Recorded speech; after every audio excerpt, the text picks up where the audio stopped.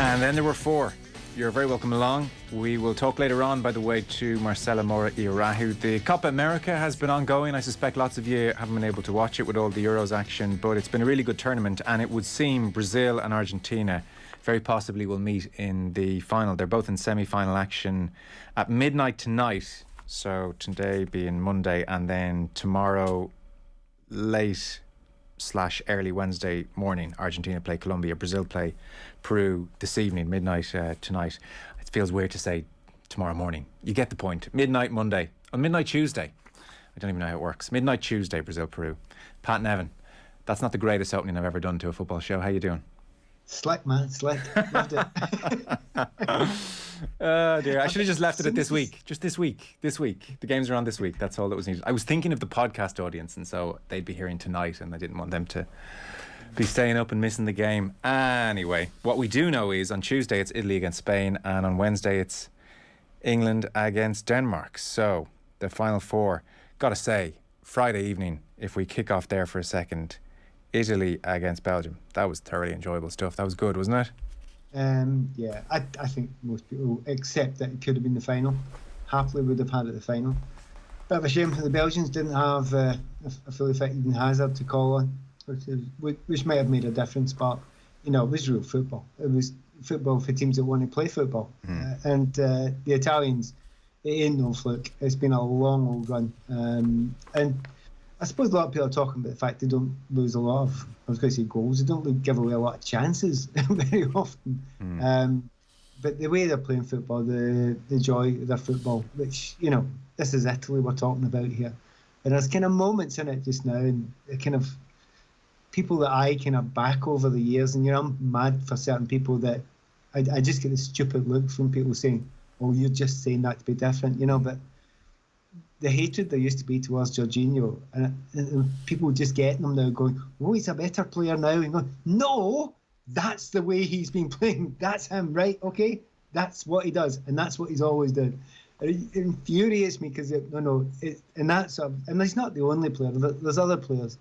Even go further back, we'll go into people like John Stones later, you know, the fact that people were having a dig at him years ago, and look at him now, he's one of the best players. Anyway, back to the Italians and the Belgians. It's just a real shame. I felt sorry for that side of the draw. I mean, because, you know, it was a tough old side of the draw, and in comparison to the other side of the draw, which England had, you know, some good teams were going to go out, and that was two teams that I think most of us just didn't want to go out. No. And both of them one of them's gone out now, and that's the sadness of it. One of them had to go.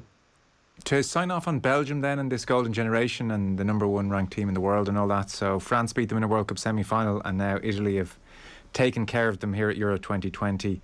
Eden Hazard's injury notwithstanding, are they short somewhere? Is there a deficiency somewhere with this golden generation in your view?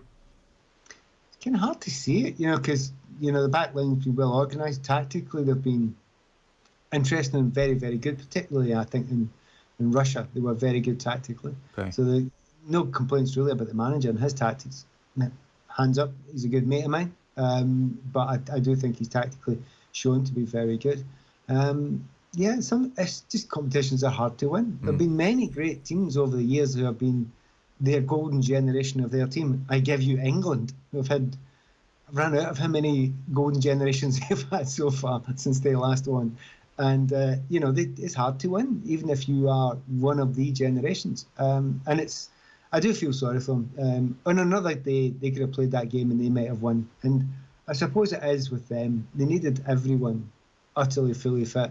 And maybe there was a wee bit of, you know, defensive line. They always know there's a tiny weakness there because there was not a massive amount of pace, you know, in that area of the field. And maybe that was always something that was going to come back to haunt them because it kind of stretched them a little bit. But that's being nitpicky. I just think they walked into an Italian team who are being fantastic at the moment and been in an incredible run and look as if they don't know how to lose. Yeah. And that's an amazing feeling to have. And they've also got that thing which all the teams have tried to engender, which is that team spirit. And anyone can try and fake it, but you can spot it a mile away when it's right. And with the Italians, it's right. It just looks like a right good bunch of players who also have the fantastic team spirit, who are also very adaptable tactically. And there doesn't seem to be any kind of superstar attitude towards it. You add it all together and you've got a chance. They make it look very easy, the Italians, to go from front to back in possession and just glide through various oppositions now. Like, we'll come to England, obviously, in due course, but there are times where you watch England, even against Ukraine, and they don't make it look very easy to go from their back four to get the ball up to their top-tier players up the other end of the pitch. It can be a lot of Luke Shaw checking back inside and giving it back to the centre-halves, and it goes on and on and on. Whereas Italy, I mean, it just looks really fluid, really easy. And there were times, and you can explain to me tactically what's going on here, I guess, but there were times I was looking at Tielemans and Witsel in midfield, and so they had their three friends around them, Jorginho, Barella, Verratti, but it seems like Insigne and Chiesa were coming in off the wings at times. It seems like Spinazzola and Di Lorenzo were popping up in all sorts of places, and man, it just looked really easy to be the Italian player in possession. And Witsel and Tielemans were looking around going, have we been thrown to the wolves here? We've got a back five, we've got the rest of the lads up there, and suddenly we're outnumbered. It just, like I said, looked incredibly easy from an Italian perspective, and it's not easy. So whatever they're doing here is really clever. It does look easy. If it was a simple thing to organise, then everyone would do it. But it's not. What you need is a lot of players who have great game knowledge, who, when the right pass is on, they play it. Now, we all know that De Bruyne's can do it. We all know these players can do it. But when you've got guys all over the pitch who know when to play the right balls, who know when to overlap, who know when to stress test, different parts of an opposition, and also have an utter belief in your defence. And, if they have to leave their defence 2-on-2 with goalkeeper Donnarumma's fantastic, behind them, they're kind of comfortable with it.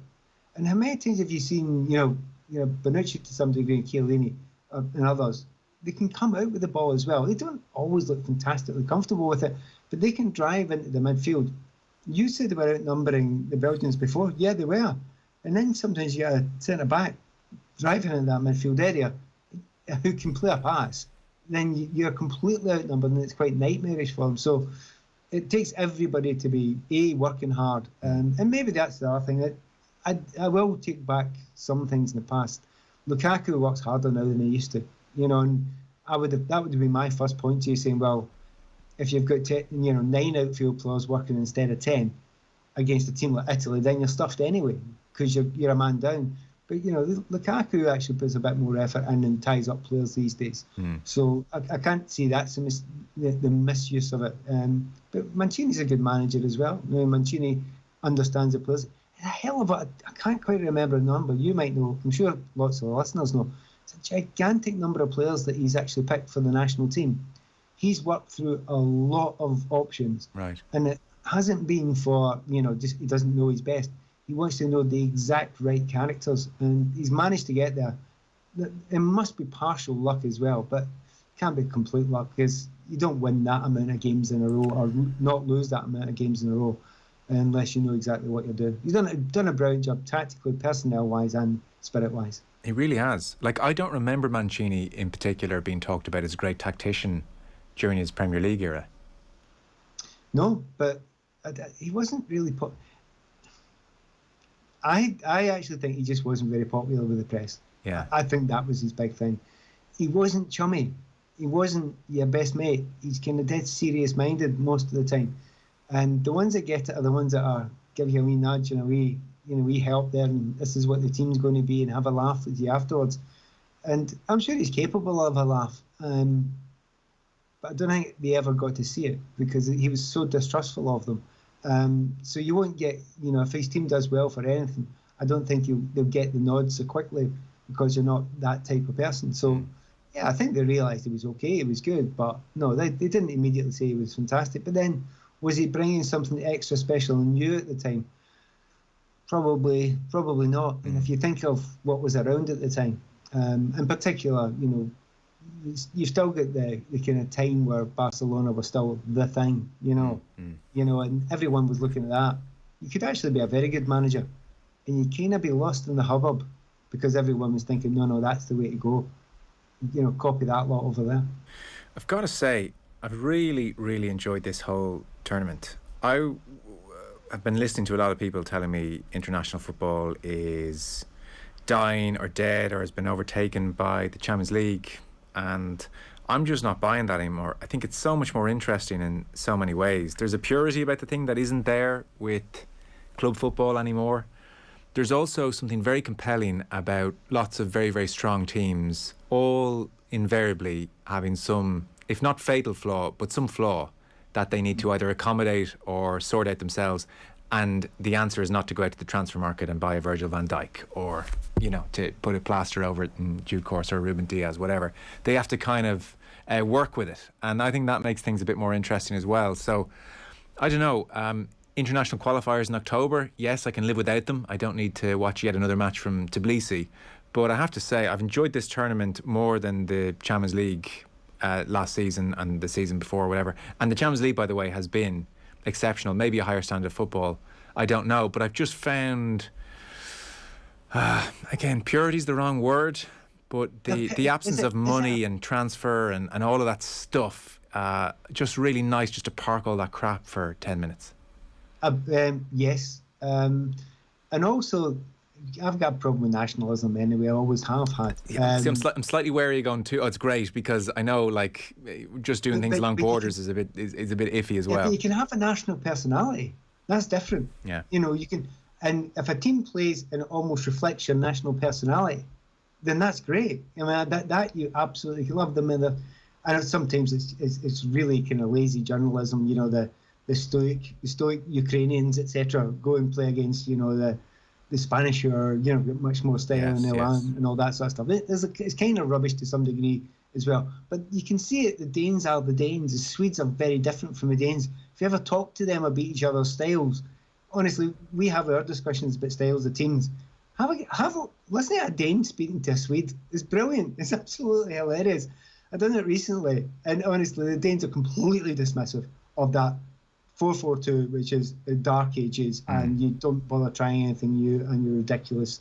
And how do you do that sort of stuff? We are more open. We are the passionate football lovers. And everybody out with it would go, "What? Really?" And you've kind of got these wee things. It's almost like, it's not quite Eurovision Song Contest, but it's kind of bits of it, and the personalities of the teams as well. And I've kind of liked that. And also, I've liked the ones that have, like, the Italians have decided, well, we're not that personality anymore. We've decided to completely change our personalities for this one. Yeah. And we're going to try a new personality and see if that one fits. And there's also that a kind of passion, and, it's... Yes. I mean, Southgate's an interesting one to talk about. It's not selfish for him. A lot of them it's not even for the flag or the country. They've said it's for the people. They keep on saying that phrase. And that's kind of all okay. We're all okay with that sort of stuff, as opposed to the jingoistic nonsense which drives us all nuts. Yes, drives me nuts anyway. Yes. No, and totally. I get you with that, absolutely. I had the thought during Italy-Belgium, and I was looking, and the intensity of that first 20 minutes and how the players were all into it and giving everything. I was watching De Bruyne. I've no doubt he's strapped up, and I just thought to myself, God, I'm really enjoying this. And they're so desperate to do well here in a way that is slightly different to doing well for Sheikh Mansour. It just is. There's the other thing about it. I expected in this tournament quite a number of players just to say, no, I'm a bit injured here. I'm not going to do it. I'm not going to push it. End of a season where they're exhausted. End of a season where they're maybe playing with injuries and they're taking their jobs in their hands. Yeah. No, it's just not been happening, has it? No, we'll see a few go back to clubs a bit broken, I suspect. Yeah, they will be. And do you know what? They know that as well. And they've thought, sod it. It's the country, it's what stays.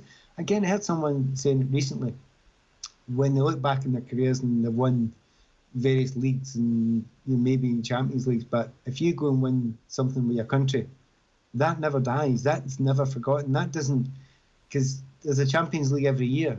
I know, it's unbelievable, especially being a Champions League winner. But every 4 years you get one of these things. Yeah. And your country, whoever your country is, doesn't win it very often. So suddenly you will be an elite that will, and when I say never be forgotten, you're talking decades towards centuries. Yeah. But that's not the case with any other competition. And I think football's having the finances and all that, that's all sorted, and the club stuff, that's all sorted. What's left? Well, eternity of yes. fame. And they get it from that. I've heard it said in the last 10 years I've heard it said increasingly, oh, well, players are going to retire younger and younger from international football, and that hasn't happened either in many instances. Let's so to continue the theme of nationalism, then we're having a bit of a debate here, I suspect, maybe similar in Scotland. Are you lot supporting England then, or where are you in that front? Well, the Scots, we've not had the poll that I've actually seen, because it's not worth doing, right? It's really not worth doing. I was driving up to the game, the Ukraine game when they were playing Sweden up at Hampden Park, and it's a 2-hour drive up through Scotland. And I seen quite a lot of flags out. They're all German. That was just really okay. I mean, it was a stupid question the way I asked it. So the way I should have phrased it was, and it's probably the same here. Obviously, you're not supporting England. It's almost has the percentage who have a slight warmth towards Southgate and the team, and they're familiar with the players. Has it gone from like 0.0001% to maybe 0.05% of the country thinking I'd quite like them to do well? I couldn't give you the numbers. I don't know what the percentages are. Yeah, I will say one thing. I don't have a problem with England winning it. I really don't. As long as they play a wee bit more open. I've always been of the attitude, if a team's an attack-minded team that with exciting players and they play the most exciting players, I'm kind of on your side. So if they get Grealish on, and if they stop always playing with 2 sitting midfielders, and it's kind of less mechanical against the Ukrainians, but the Ukrainians were gone. There was nothing left there. I did that game, and after 120 minutes, my last comment was, England will face what's left of Ukraine. Yeah. Ukrainians. There was nothing left of the Ukrainians. They were gone. They were wrecked. And so that match, everyone's talking about their 4 goals and they were a bit more open. I'm not buying that yet. I'm absolutely not buying that. I'll buy it when they do it against the Danes. And against the Germans, it was, it was chin scratching stuff, and it was fine. It was good. It won it. I would also say that a through ball by Havertz, Muller should have scored. A through ball by Havertz that his teammate Werner should have scored 1-on-1. Havertz also had a shot on target which was brilliantly saved by Pickford. In a slightly different world, football's going wherever the word for German is for home. I'm sure somebody knows it. So I'm not getting carried away. However, if he lets the handbrake off now and allows the attack-minded players to do it, and they win it that way, I'm perfectly happy with England doing that. I'll applaud them all the way. I'd be amazed if he did. I'd be amazed if he did, Pat. I think he's set out his stall here. They're pragmatism to the very end, aren't they? And here is the dichotomy. The more likely way to win is the way Gareth's doing it. Yeah. And I absolutely openly accept that. So for Gareth, I think for his position, he's right to do that, because they could win it. They've not given away any goals. They don't give away many chances either. They've got a great chance of beating the Danes, and they've got a final waiting for them, and it's absolutely up in the air. They've got as good a chance as they've had for decades. So why wouldn't he do that? I'm not arguing about him doing that. So get off Twitter and stop saying that. I'm not saying that at all. What I'm saying is, to get me supporting them, saying, good, well done, lads, you got to do something more than that, really, for me. Because it's just another country for me then. I like a lot of people, I'm loving the Italians. Like you, I love the Italians just now. Why do we like them? It's not because they're stoical and, dead organised. It's because they're doing something really exciting, special, interesting, enjoyable way of playing football and watching football.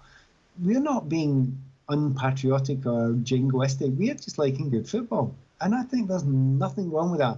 And if England do that, I was going to say you got my support, but you've got my respect. I'll go that far. Harry Maguire was talking today. He was talking about Luke Shaw's role. So this is as part of the build-up, obviously, to the semi-final. And Maguire was saying he puts demands on Shaw to get further up the pitch and not play safe in a deeper position. Have a listen. I have a great relationship with Luke on and off the field. I do put a lot of demands on him. I don't accept him playing alongside me and playing safe and not getting forward, because for Manchester United, you've seen that he's a big attacking threat, and I feel like when he's flying up and down and creating chances for us, it gives us the best opportunity of winning football matches. And as myself, as captain, that's the most important thing. So yeah, of course, I put a lot of demands on Luke. I really expect him to push himself.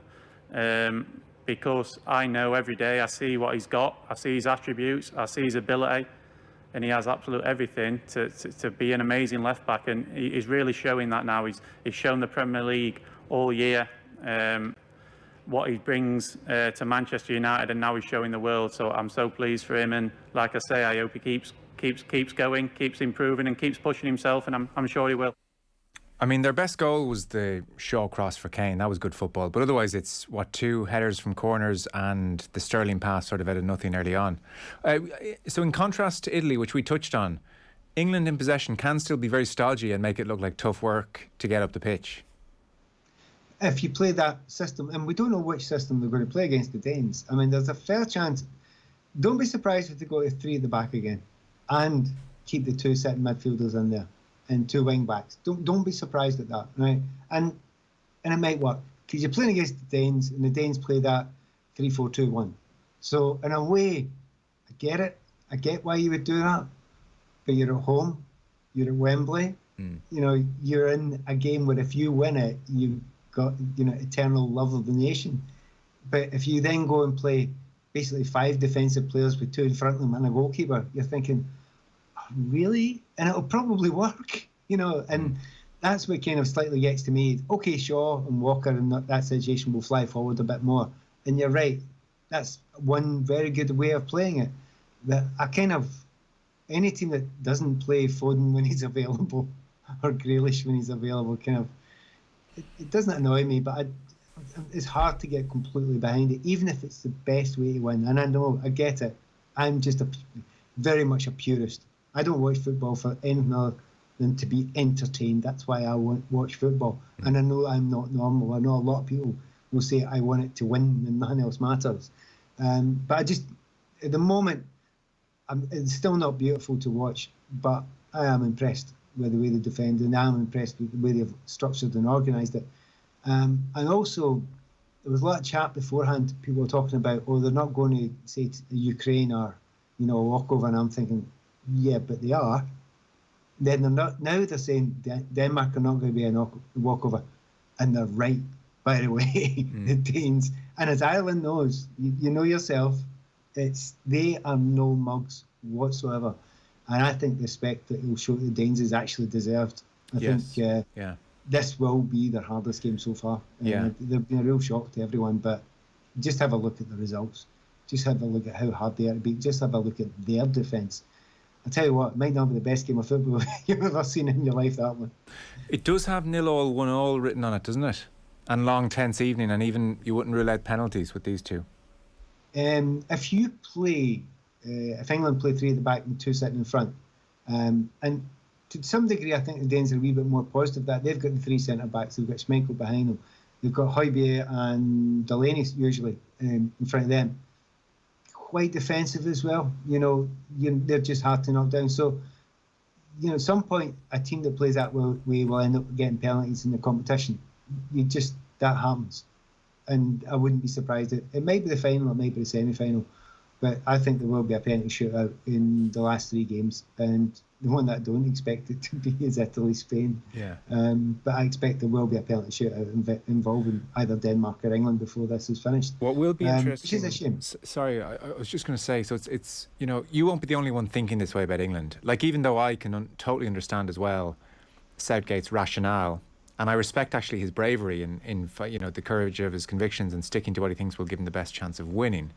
If he matches up Denmark, as you're suggesting, is a possibility on Wednesday, and it's a drab 0-0 or 1-0 and goes to penalties and they lose, suddenly that's going to be very interesting fallout for Southgate. So yes, you got to a semi-final, it's 2 semi-finals, it's really, you know, great achievement in some respects, but I mean, then the chorus will start of Foden, Grealish, Mount, who else, whoever else you've left out, Sancho, the list goes on with England, the way they played.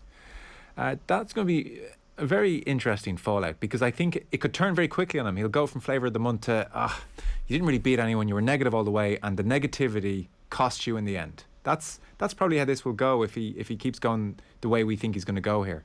He has to win it, basically, is the point.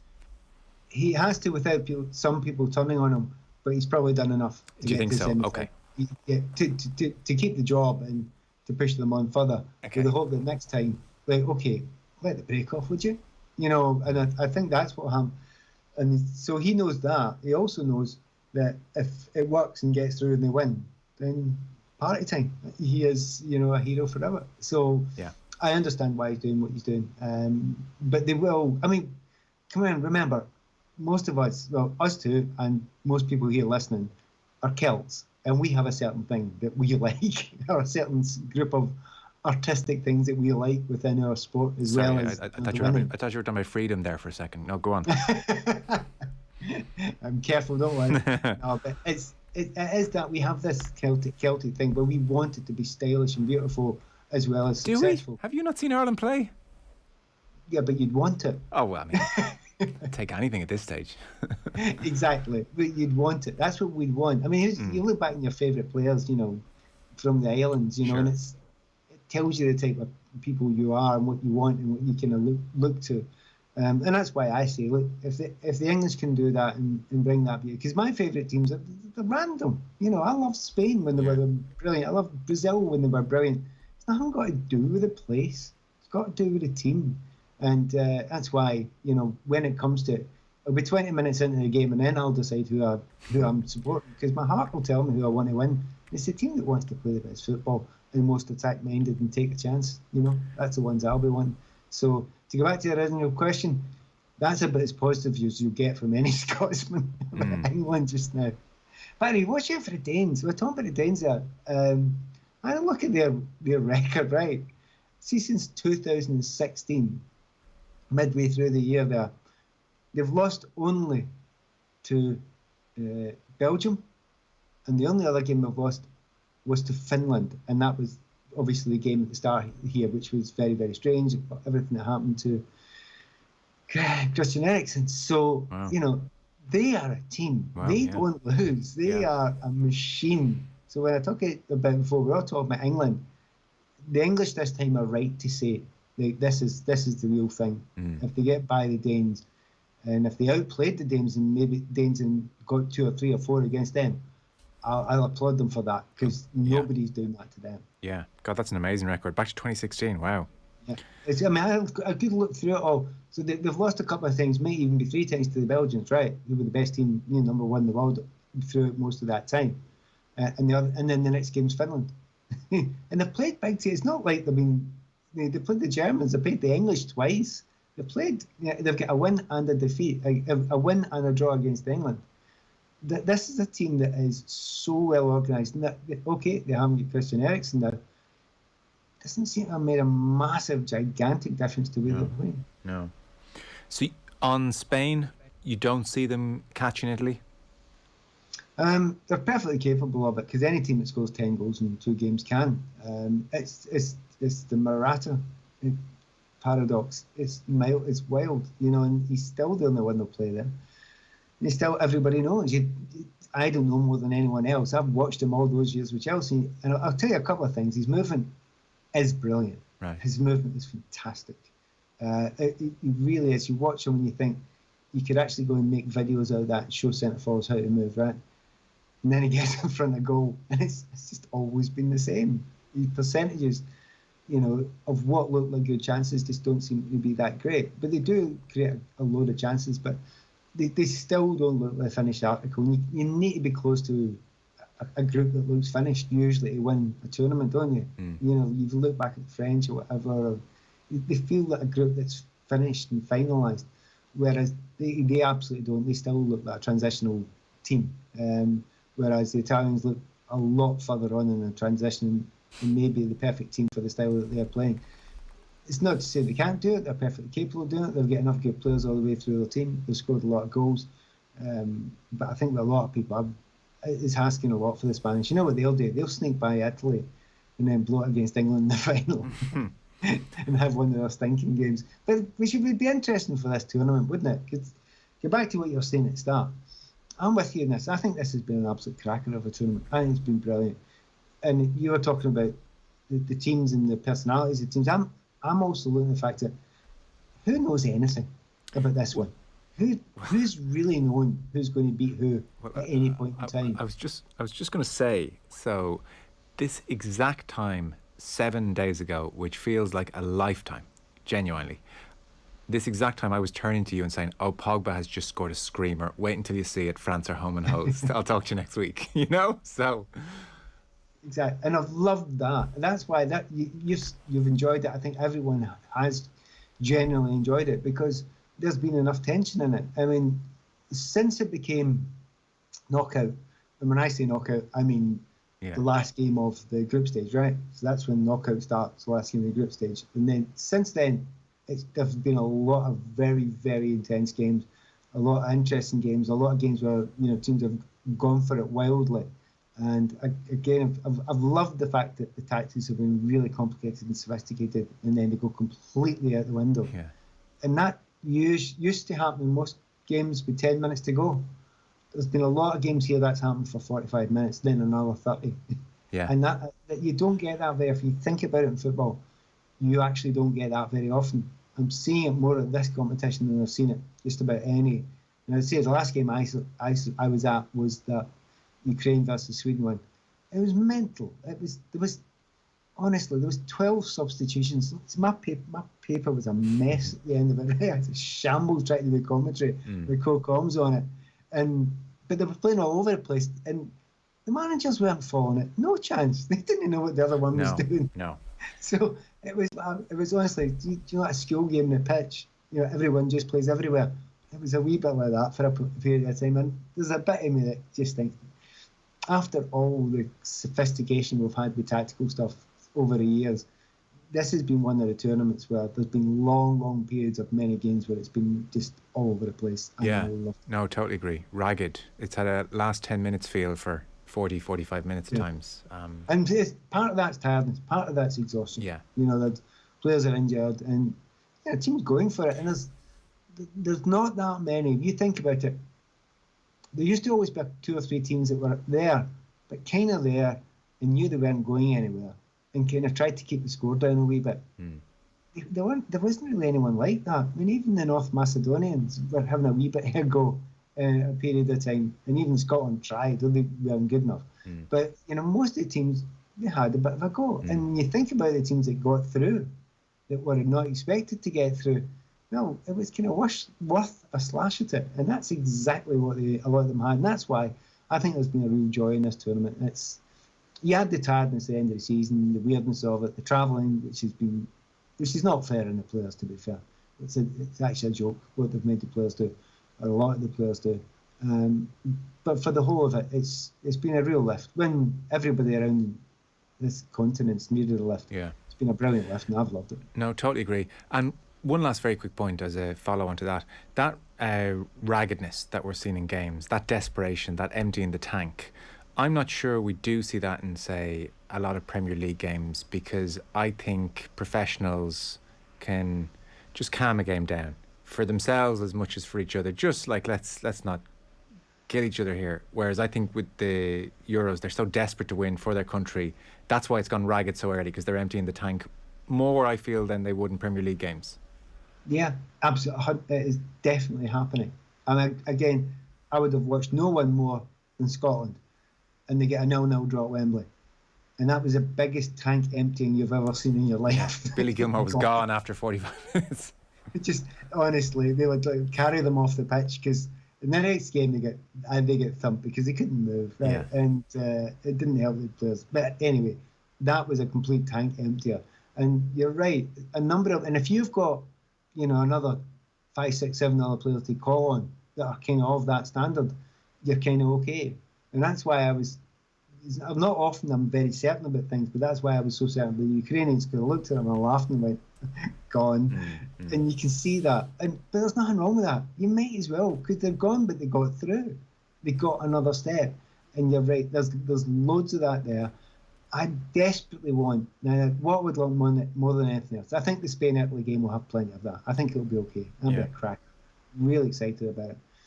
I hope somebody, and I don't care who, scores early in the Denmark-England game, because then you might get a wee chance. It then opens up, and then you have a little bit of a fist fight over it. And if we have that, it'll be great, because the skill will come through. It's not just saying it's lump it long. It's not that.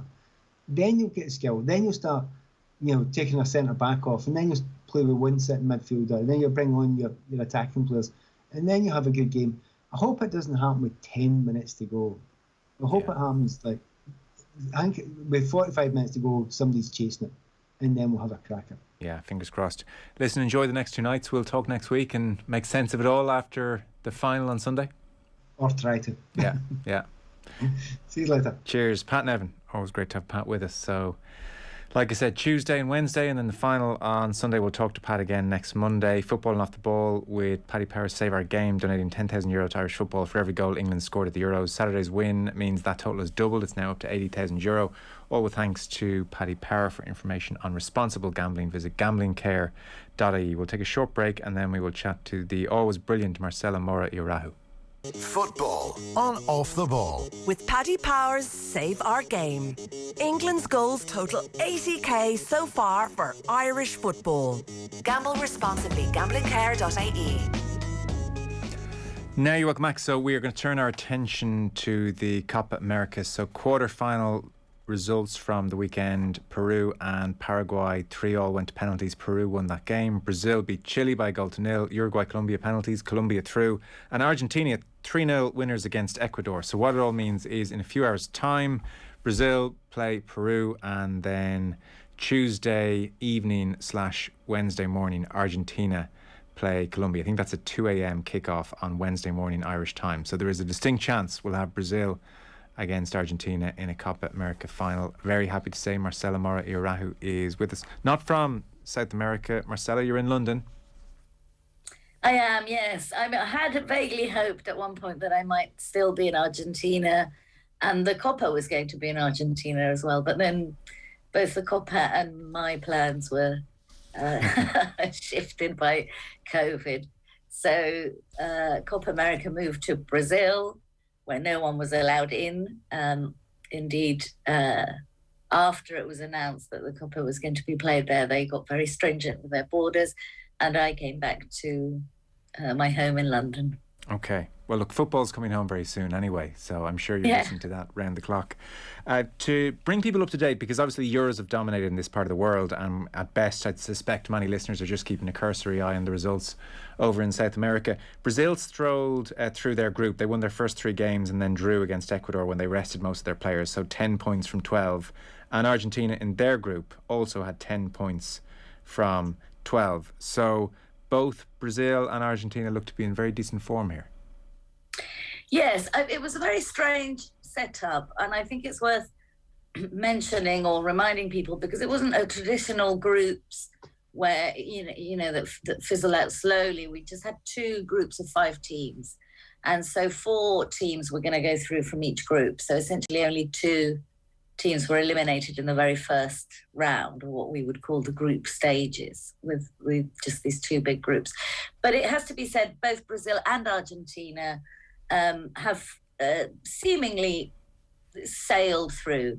And I think it could have gone either way for Argentina the other night. But once the confidence was found, and the players seemed to be enjoying a passing game. I mean, at times it looked a bit risky, perhaps. The traditional worries about Argentina's defence always weighed up very heavily by critics against their seeming offensive flair, which hasn't shone particularly amazingly in recent years.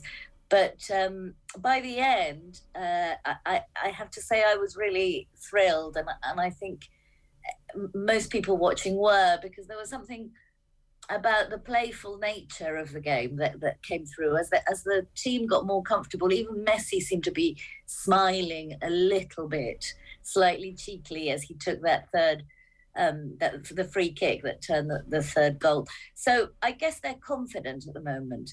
Of course, the Brazil-Argentina final is the kind of box office sensation we're all rooting for. Fans of Argentina would love Argentina to play every game possible in the tournament. Messi really wants an international title for Argentina or with Argentina. And Brazil are solid, and they're playing at home, which without a crowd may or may not be the home advantage we're used to. But they've got the motivation there. I wouldn't underestimate Colombia at all. I think they're hungry for it as well. But from the point of view of the organisers and CONMEBOL and the tournament as a whole, which has been so flawed, and remember, this is actually last year's Copa America, already deferred by a year. It was going to be played in Colombia, then Colombia. It was going to be co-hosted by Colombia and Argentina. Colombia pulled out because of social unrest problems, security issues. Argentina then was deemed unsafe because of COVID. They ended up in Brazil, where social unrest and COVID are completely through the roof. So for them, a Brazil-Argentina final would make the entire enterprise, which has been riddled with issues and unhappy players, people complaining about the health situation, it would really be a massive payoff for them. Yeah.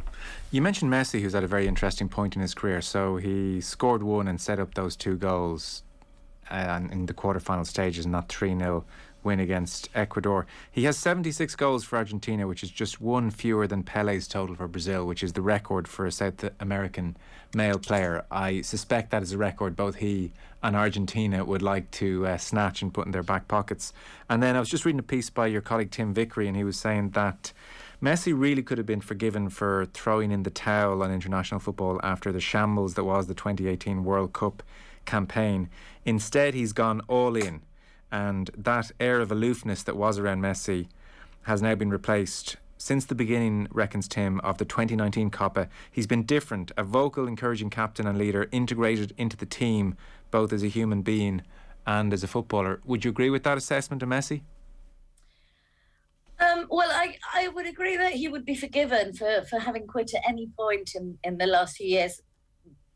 Many moments which he said he would quit, and he kind of expressed with no uncertain terms that he'd had enough. Slightly reminiscent perhaps of the 2016 Copa America, which had been an organisational shambles, and Messi had been quite outspoken against the Football Association and the powers that be and the organisation and throughout, and then he was visibly unhappy. And then at the end, when they lost the final, he just burst out, "I'm quitting forever," and it was actually kind of world headline news, his resignation. He's been lured back. We're not ever sure quite how much, by against his will or by coercion or by what efforts, but since then every appointment of an Argentina manager, and indeed the entire federation, has been through several cycles of presidents and leadership and so on. Since then, the number one priority has been to make Messi happy. And Lionel Scaloni, who's manager at the moment, has also started off, almost accidentally started off as Argentina manager, but always with the mantra, we only have one certain starting player and everyone else is up for grabs, and that's Messi. I do think he seems more comfortable now, but I would say that he seemed more comfortable at the point of taking that free kick rather than since 2019. And I think we've seen a lot of this play out with Barcelona as well. He's a very difficult to read character. I think one is never sure what makes him happy or unhappy. There's this debt, this burden of Argentina, almost like a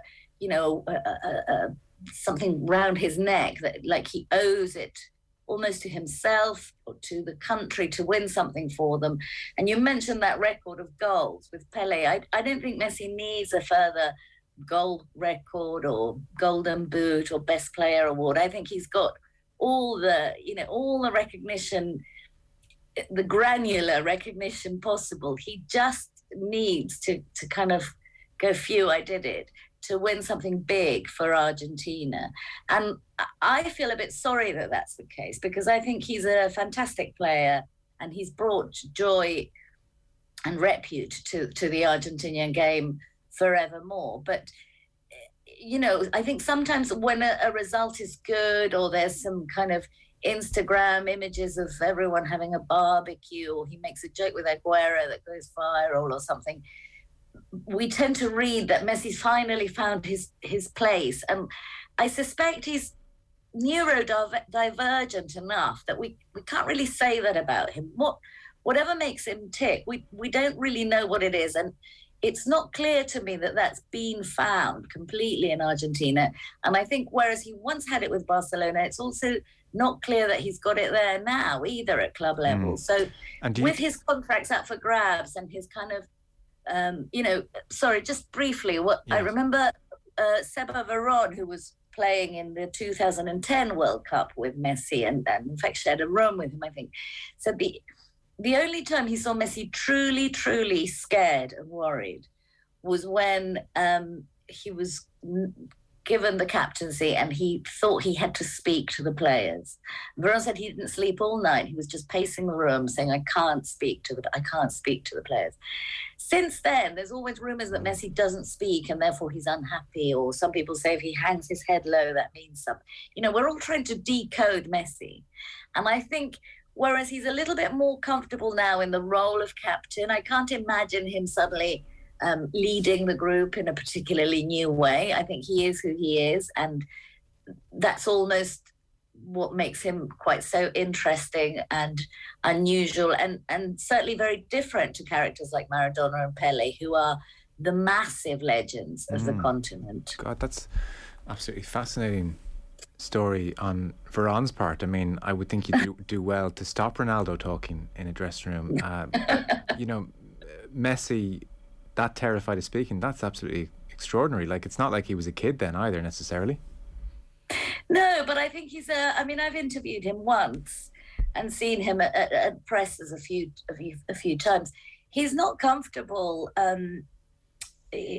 He's not comfortable with a narrative. And then every now and again, you also see in-depth interviews or particularly set up things in his home, or where he shows his ball collection or his football shirt memorabilia, and always the interviewers treat him a little bit like he's a child, and there's a strange dynamic there. And John Carlin also once wrote a piece saying, I've interviewed him twice, and if I was offered a third time, I would turn it down because he's such a difficult interlocutor, for want of a better word. But I think there's something quite mesmerizing about that. I don't think we need to say, oh, come on, Messi, learn to speak, be a public speaker. He's such a confident performer of his skill and his talent. Why would we want him to do something else? And I just suspect now that he's clearly okay with the Argentina setup as is at the moment. He's got a couple of players he knows well, he's probably comfortable with. They're doing okay, but as I say, they couldn't really have done much worse. The options were there for everybody to go through, bar some very unlucky team. And so now it's all going to be, the pressure's on, to really go and play proper good football against Colombia, who really want to win this game as well, and who have a lot riding on it, and have the status and the history and the tradition and the players. And that, I think we all want to think, oh yes, it's going to happen because Messi is now fine and happy. And we know enough about football to know that we need a whole team to work well as a team. Sometimes a single genius can do a lot, but really we need a whole set of circumstances to be givens. And Argentina has them a priori potentially, but they still have to go out and deliver, and deliver in spite of their weaknesses, which are slightly flimsy defence, slightly chaotic moments, and a predilection for passing, even when it's not necessarily the best thing to do at that moment on the pitch. Okay, well listen, that sets up the semi-finals beautifully. I think we'd all like to see Messi win a trophy with Argentina. Marcela, Mora, Araujo, thanks so much, Marcela. Thank you, as always. Cheers. So, that's interesting, isn't it? So, again, Brazil against Peru is midnight tonight, today being Monday, and then Wednesday morning, 2 a.m. Irish time, Argentina against Colombia. So Brazil are expected to beat Peru, and then Colombia is much trickier for Argentina, and we may well have a Brazil-Argentinian final. Back in 1 sec. Football on Off the Ball. With Paddy Power's Save Our Game. Donating at least 100,000 to Irish football via England goals this summer. Gamble responsibly. Gamblingcare.ie. Get connected on every journey this summer with Audi Servicing. Make your Audi a connected car with a complimentary Audi data plug worth €62 when you book an expert, major or sanitisation service on audiservice.ie. Enjoy 12 months roadside assistance, a full vehicle health check and Audi genuine replacement parts as standard. Your journey continues with Audi Servicing. Book now on audiservice.ie. Terms and conditions apply. Guaranteed Irish business members are working hard to support jobs, communities and help our economy recover and prosper beyond COVID and Brexit. Black Knight added new web hosting and e-commerce services so Irish businesses can sell online. Now they provide broadband for homes and businesses too, supporting workers and connecting customers. Because now we need better than business as usual, go to blackknight.com. Let's start our recovery with guaranteedirish.ie. Altogether better. It's the big one. The Sky Half Price sale is here. Choose from award-winning Sky TV and everything on Netflix, or unmissable sports with every single live Premier League game on Sky Sports, BT Sport and Premier Sports, all half price. Take Sky Cinema and watch the biggest blockbusters, or grab Sky Broadband Ultra Fast for lightning fast speeds. Choose one that suits you. They're all half price for 6 months. Hurry, offer ends 2nd of September. Search Sky Half Price. Availability subject to location, TV and broadband products sold separately. For more info, see sky.ie/speeds. Setup fees, min terms and further terms apply. Football on Off the Ball. With Paddy Power's Save Our Game. Is your bookie giving you jack? Then you haven't tried Paddy Power. Gamble responsibly. Gamblingcare.ie. All right, so we're pretty much done for this evening. We talked hurling with Noel Connors on the show tonight. We had Paddy Andrews talking about the Stephen Cluxton situation with Keith Wood and Niamh Briggs with us. If you're just tuning in, we had the brilliant Marcela Mora Araujo, who was fantastic as usual, and we had Pat Nevin as well. So it's all available to podcast in all the usual places. Football and Off the Ball with Paddy Power's Save Our Game, donating €10,000 to Irish football for every goal England scored at the Euros. After Saturday's win, it's doubled up to €80,000, all with thanks to Paddy Power. For information on responsible gambling, visit gamblingcare.ie. That is us done for this evening. So the lads are back tomorrow as usual, 7:30. OTB AM is our daily morning breakfast sports show, available to listen to live on all our social channels. Lads will be talking Euros, as you can imagine. Daniel Harris will be on. Enda McGinley, I'm sure disappointed after the weekend, but had a good first season as Antrim manager. He'll be chatting about that with the lads. Keane Tracy talking rugby. There'll be a check-in on Wimbledon as well. And then tomorrow, of course, Italy-Spain. So we'll be previewing that, 8 o'clock kickoff, updates across the evening. And Steve McLaren is going to join us as well, which should be an interesting chat. Richie McCormick is on the way next for Tom Dunn.